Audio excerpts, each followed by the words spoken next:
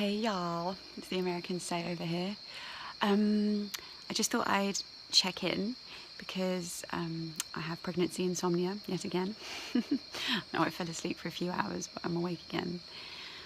Because for some reason now my Achilles heel on my right leg really kills when I'm in a sleeping position, but it's fine when I'm walking around.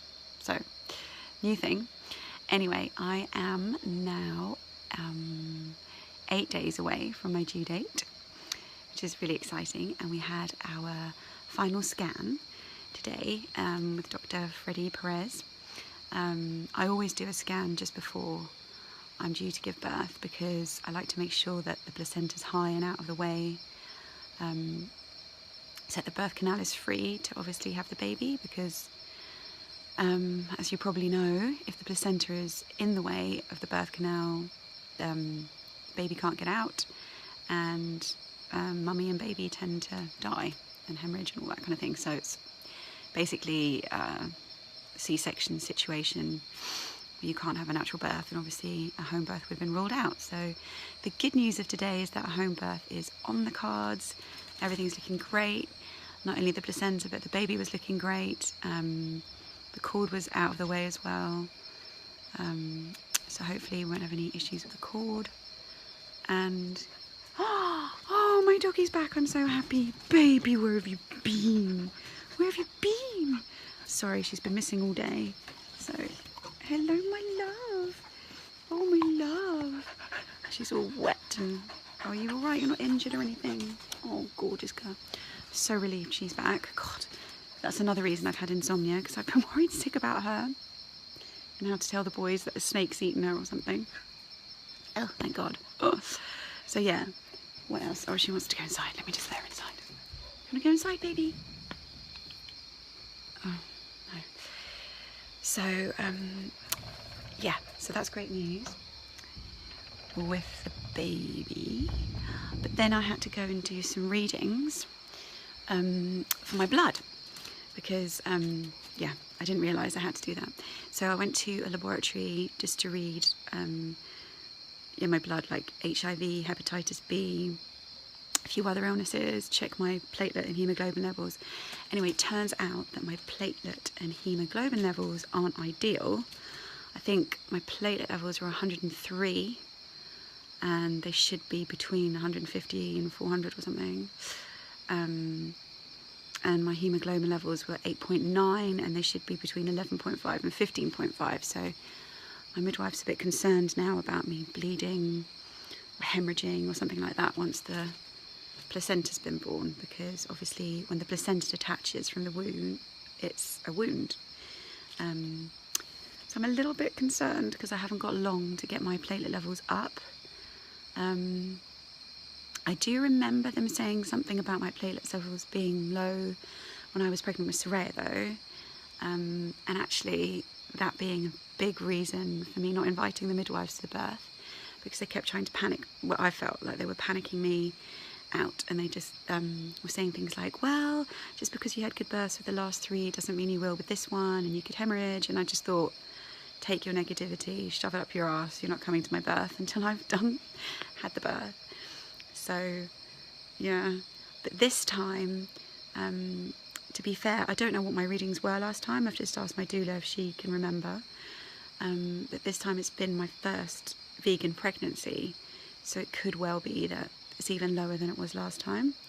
So now I'm freaking out, thinking, oh my God, I'm going to hemorrhage to death in the middle of the jungle and leave my 4-5 children without a mother. And so no, I'm not going to be like that. I'm going to go wild now for the next 8 days, and take iron and B12 supplements and just have a diet very rich in green leafy veg and beans and pulses and asparagus and raisins and vitamin C product, whatever it is, to get my levels up. Might even have some eggs, because that helps.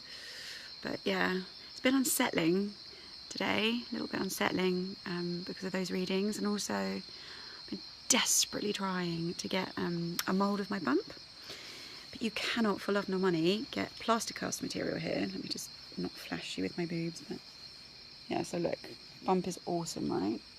And I really wanted to get a plaster cast of it like I did with Jess and Soraya, but you can't buy plaster cast material in any of the pharmacies here or any of the sort of hardware shops. They just think you're mental. And when we tried for the birthing ceremony to get some plaster cast, it all just crumbled to the floor. It wasn't in strips. So my mum had a really good idea about going to try and find a local potter or ceramic person and getting it properly done, like in a kiln, you know, like in an oven. So I thought I'd finally hit the jackpot today after a day of, you know, scans and blood tests and trying to get a bit of last minute Christmas shopping in. We went to a ceramic place in Santa Ana.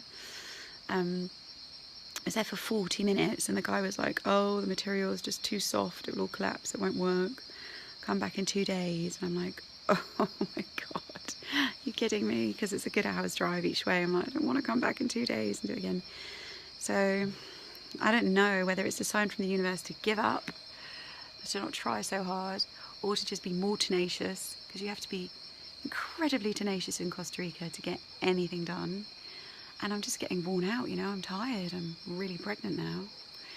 So I will decide. I said to him I might come back on Saturday once the material's dried out, or I put my feelers out to our nanny here, who apparently has a neighbour who's also a potter, but they're on holiday and all this kind of crap. So I'm like, please, can you just find out if they can do it, because it'd be so much easier to go somewhere nearby. My idea is to get a mould of the bump and then to turn the mould into a salad bowl or a fruit bowl, because I've seen it on Pinterest and it's awesome. We could paint it, we can make it really lush, but obviously time's ticking. And so anyway, if it's meant to be, it will be. I just feel like the universe, honestly, sometimes you try so hard to achieve things and they don't work, and maybe you should just stop trying so hard. So we'll see. What else do I find a bit unsettling today? Oh, the fact the baby, to me, really looks like a boy. After I've been so sure, we all have, like friends, all of us in the family, that it's a girl. So it's really weird to think that Khaleesi may not be Khaleesi at all. Khaleesi may be Bodhi or Yoshi or Sasha, whatever name we go for a boy. So yeah, just getting my head around that's a bit bizarre, because I remember when I had Jess, it was a really strange feeling because I was so sure that he was a girl, and I kind of felt a bit weird and disappointed just for a few minutes after he was born, but it made me feel so guilty afterwards, because of course I adore him and love him to the moon, and I would never change anything about him. So I was so lucky to have a healthy, wonderful baby. So, you know, to feel disappointed just felt like an absolute crime. So I never ever want to feel that again. So I'm just trying to get my head around it, to just prepare myself that actually this may well be a little boy, not a girl at all.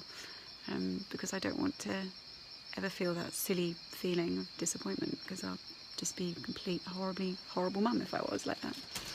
And yeah, I'm so excited to meet the little one now, but I want it to take its time because I want to get my platelet levels up, and just do a few more last minute things. I bought loads more decorations today to beautify the birthing space, and flowers for the birthing pool, and just stuff that I can do with the kids, you know, really artsy crafty stuff. We actually spent 3 hours the other day doing arty crafty stuff for the baby, so that's really cool.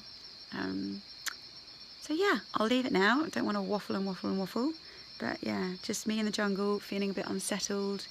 And if you've got any tips or advice or thoughts, feel free to just comment below.